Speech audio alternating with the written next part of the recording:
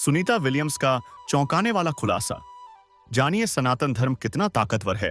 अंतरिक्ष यात्री सुनीता विलियम्स ने जब 9 महीने अंतरिक्ष में बिताकर पृथ्वी पर वापसी की, तब पत्रकारों के सामने उनका दिया हुआ बयान पूरी दुनिया में चर्चा का विषय बन गया।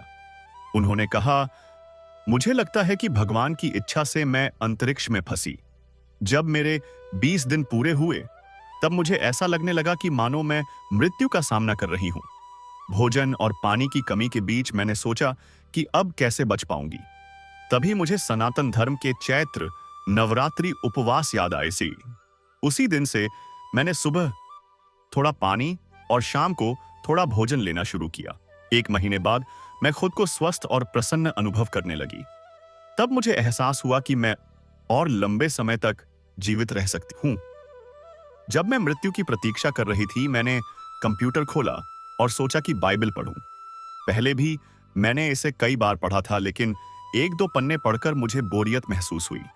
तभी मुझे रामायण और श्रीमद्भगवद गीता पढ़ने की इच्छा हुई।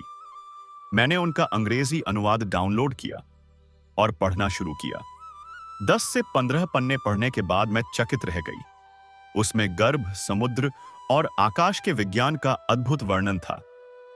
मुझे लगा कि यह सत्य सारी दुनिया को बताना चाहिए।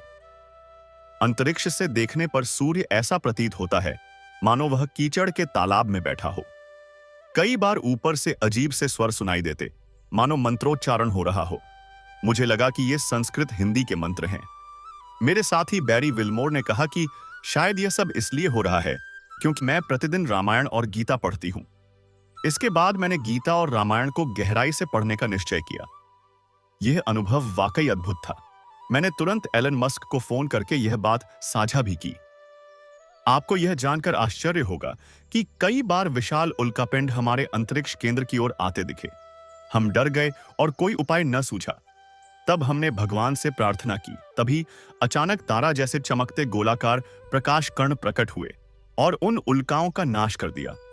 हमें ऐसा लगा मानो स्वयं तारों ने उन्हें नष्ट कर दिया हो। नासा ने इस घटना पर गहन शोध करने का वादा किया है। 8 महीने में मैंने पूरी रामायण और श्रीमद्भगवद गीता पढ़ ली। इससे मुझे आत्मविश्वास मिला और लगा कि अब मैं सुरक्षित पृथ्वी पर लौट सकती हूं। अप्रैल माह में जब सूर्य अस्त हो रहा था, तभी पृथ्वी के ऊपर त्रिशूलधारी मां की सिंह पर आरूढ़ अद्भुत आकृति दिखाई दी। जैसे ही हम पृथ्वी के वातावरण में पहुंचे, वह आकृति विलुप्त हो गई।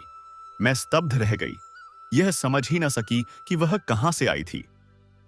मेरे साथी बैरी विल्मोर ने भी इसे देखा। हमें लगा कि यह किसी विशेष लोक से प्रकट हुई थी। तब हमें विश्वास हुआ कि आकाश में भी कई स्तर लोक हैं। बाद में मैंने न्यूयॉर्क टाइम्स में एक रिपोर्ट देखी जिसमें लिखा था कि हडसन नदी पर विशेष चांद का दर्शन हुआ है और 2 मार्च से सनातन उपवास प्रारंभ हुए हैं। तब हमें समझ आया कि यह भगवान के आशीर्वाद देने वाले दूत ही होंगे। अब मैं मानती हूं कि श्रीमद्भगवद गीता की शिक्षाएं बिल्कुल सत्य हैं। मेरा अगला शोध वेदों के विज्ञान, गर्भ विज्ञान, समुद्र विज्ञान और अंतरिक्ष विज्ञान पर होगा। मैं खगोल शास्त्र की गहराइयों को जानना चाहती हूं। नासा में भी वेदों की अद्भुत शक्तियों पर शोध के लिए एक नया विभाग शुरू करने का प्रस्ताव रखा गया है। यह है सनातन धर्म की अपार शक्ति। धर्मलोक सनातन चैनल को सब्सक्राइब करें।